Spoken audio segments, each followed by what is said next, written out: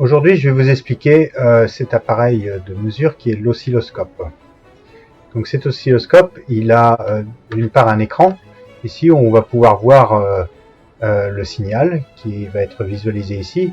Et on a une multitude de boutons.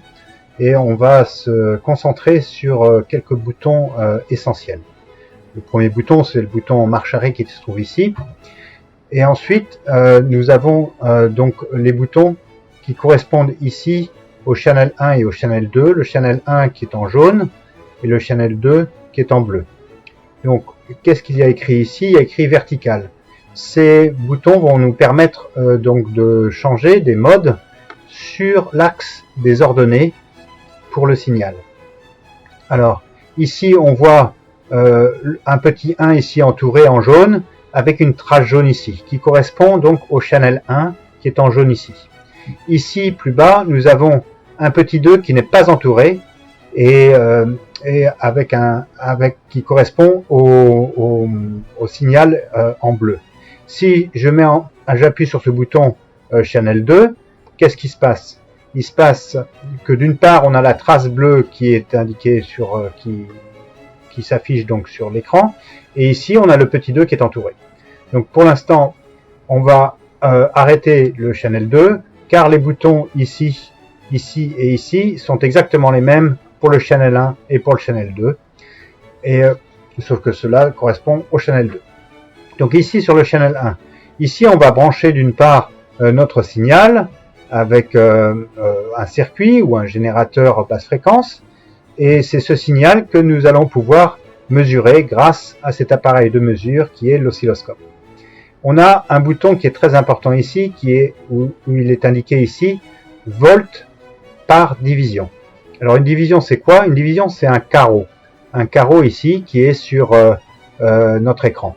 Donc là vous avez beaucoup de carreaux, et comme je l'ai dit tout à l'heure, ça correspond à la verticale ici, ces boutons-là. Donc c'est l'axe des ordonnées.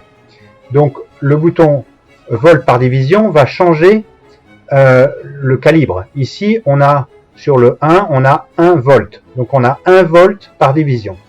Donc si on a une division comme ça, si notre signal va monter ici d'un carreau, on va avoir 1 volt. 2 carreaux, on aura donc 2 volts et 3 volts.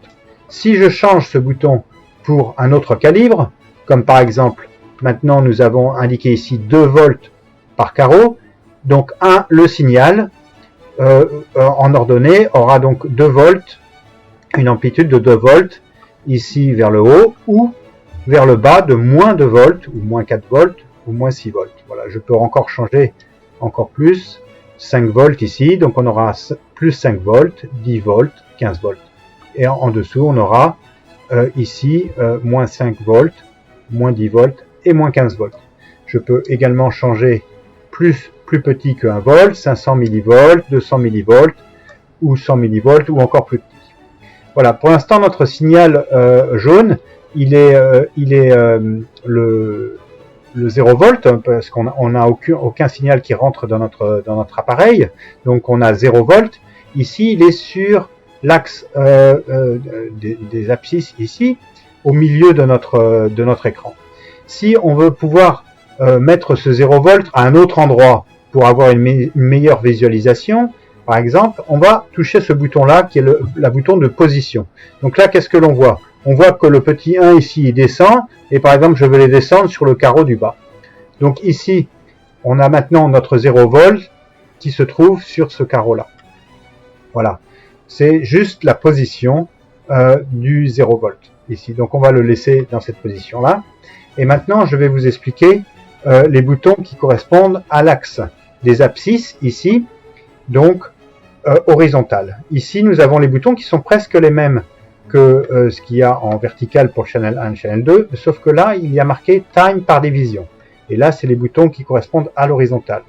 Donc time par division, c'est donc le temps par la division. Et maintenant, donc la division qui est donc un carreau, ici, on va voir que le time par division va changer le calibre dans l'axe des abscisses sur ces carreaux-là. Ici, on a marqué petit m1. Donc là, notre trace va se déplacer d'1 seconde par carreau.